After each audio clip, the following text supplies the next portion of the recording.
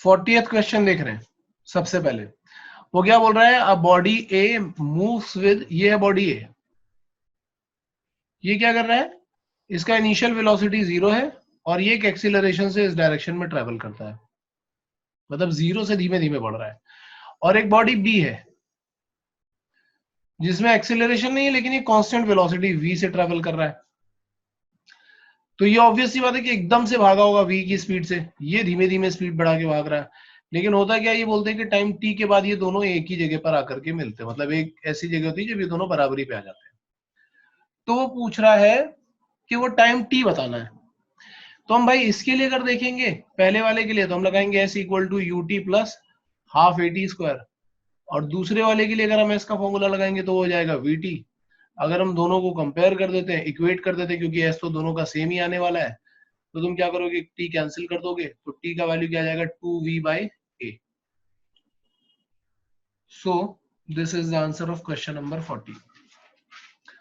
इसके बाद चलते हैं क्वेश्चन नंबर 41 पे। 41 किसी से सॉल्व हुआ? सी है सर शायद। सी है, चलो चेक करते हैं। बोला student is standing at a distance of 50 metre from the bus. ठीक है, ये कोई स्टूडेंट है और वो बोल रहा है स्टैंडिंग 50 मीटर फ्रॉम द बस। अभी देखते हैं बस किस जगह पे। As soon as the bus starts in motion with an acceleration of this, the students start running towards the bus with a uniform velocity u। मतलब चलो बस को मैं यहां पे मान लेता हूं कि suppose this is the bus.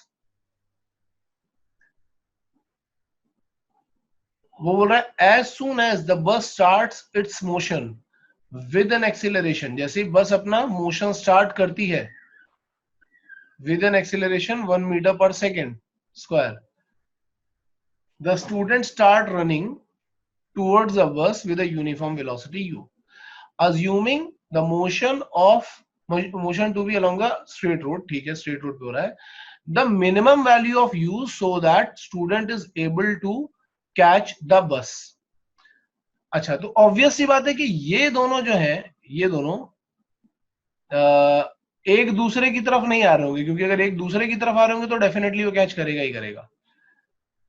अब हमें ये देखना है कि सपोज बस यहां पे है, 50 मीटर की डिस्टेंस पे है और वो इधर जा रही है, ये 50 मीटर का डिस्टेंस है,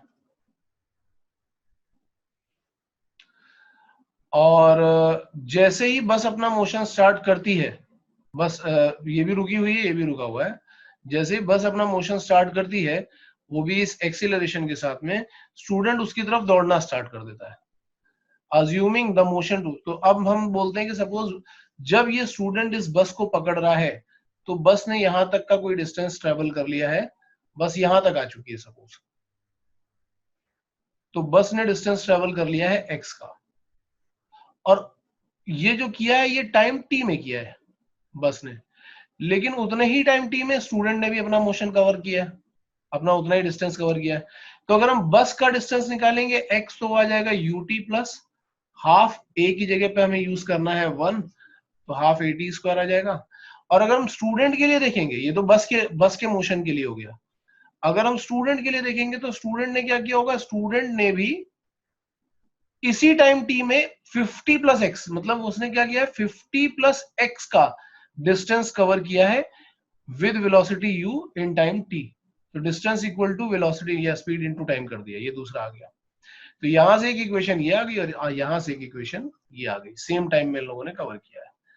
अब क्या किया जाए, तो मैं x का वैल्यू उठा करके यहाँ पे डाल देता हूँ, तो 50 प्लस एक्स की जगह पर आ जाएगा हाफ टी स्क्वायर, और यहाँ पे आ रहा होगा u इंटू टी।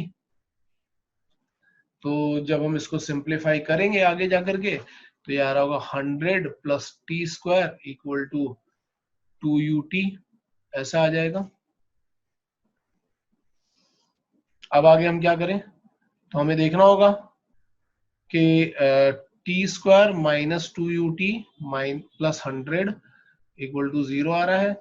अगर मैं t का वैल्यू देखूंगा तो t का वैल्यू मिलेगा हमें minus b plus minus root over b square minus 4ac upon 2a, ऐसा मिल रहा होगा। अब हमें u का मिनिमम वैल्यू, मतलब क्या बोल रहा है, assuming the motion to be along a straight road, the minimum value of u so that, तो मिनिमम वैल्यू ऑफ यू के लिए हमें क्या करना पड़ेगा, इसको हमें जीरो करना पड़ेगा। तो जब हम इसको जीरो करेंगे तो हमें मिलेगा 4u स्क्वायर माइनस 400। इसको हम जीरो कर दें, क्योंकि अगर ये जीरो नहीं होगा तो ये प्लस में चला जाएगा और कुछ प्रॉब्लम क्रिएट करेगा अभी। तो हम इसको जरा कम करके देखते हैं, तो मतलब जीरो करके देखते हैं, तो हमें u स्क्वायर का वैल्यू मिल रहा होगा 100, तो u का वैल्यू मिल जाएगा हमें 10। तो यहां से हमारा आंसर आ जाएगा सी। किसी को क्वेश्चन समझने में डाउट हो तो बोल दो। इसके बाद चलते हैं लास्ट क्वेश्चन पे, क्वेश्चन नंबर 42। ये क्या बोल रहा है, a car moving with a speed 50 kilometre per our. ठीक है, तो ये 50 किलोमीटर पर आवर की स्पीड से चल रही है। अगर मैं इसको मीटर पर सेकंड में कन्वर्ट करूंगा तो 5/18 करना पड़ेगा। तो मीटर, ये तुम लोगों को सबको पता होगा कि किलोमीटर पर आवर से मीटर पर सेकंड में कन्वर्ट करना होगा तो हम 5/18 से मल्टीप्लाई करते हैं। तो ये उसका स्पीड है, इनिशियल स्पीड। ये कार जा रही थी यहां से और ये उसका इनिशियल स्पीड था जो मैंने यहाँ पे दिखा रखा है u। अभी वो क्या बोल रहा है, can be stopped by brakes after at least 6 metre. तो ठीक है, अगर इसको रोका जा सकता है, हम ब्रेक लगाएंगे तो ये 6 मीटर पे जाकर के रुक जाएगी। यहां 6 मीटर पे आकर के रुक जाएगी, तो ये हो गया 6 मीटर्स। अब वो बोल रहा है if the same car is moving at a speed of 100 kilometre per hour then the minimum stopping distance कितना होगा। मतलब कि जब ये इतनी स्पीड पे चल रही होती है तब तो वो 6 मीटर पे जाके रुकती है। तो अगर वो 100 किलोमीटर पर आवर पे चल रही होगी तो कितनी डिस्टेंस पे जाकर के रुकेगी, ये हमें देखना है। तो ये तो सिंपल सी बात है कि हमें ये पता चल जाए कि इस पे एक्सेलरेशन कितना, मतलब रिटार्डेशन कितना लग रहा है ब्रेक की वजह से। अगर वो पता चल जाए तो हो जाएगा।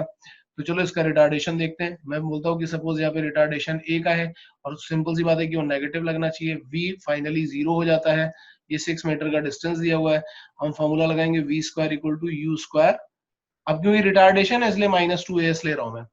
तो v का वैल्यू तुम्हारे पास क्या आ जाएगा, v का वैल्यू 0 है, u स्क्वायर तुम्हारे पास ये है, दैट इज 250/18। इसका 250, हाँ, और इसका स्क्वायर -2a, s कितना है 6 है। यहां से तुम्हारे पास ये कंडीशन बन गई। अब वो बोल रहा है कि अगर u का वैल्यू 100 किलोमीटर पर आवर होता तो हम करते इसको 100 इंटू 5/18 कर देते। ठीक है, और फिर हम वही कंडीशन लगाते, सेम वही कंडीशन कि v square equal to u square. तो इस केस में होता 500/18 होल स्क्वायर -2a, और ये वाला s हमें निकालना है। अब तुम क्या करोगे, यहां से जो a का वैल्यू आ रहा है और यहां से जो a का वैल्यू आ रहा है दोनों को इक्वेट कर दो तो s का वैल्यू तुम्हें अपने आप मिल जाएगा।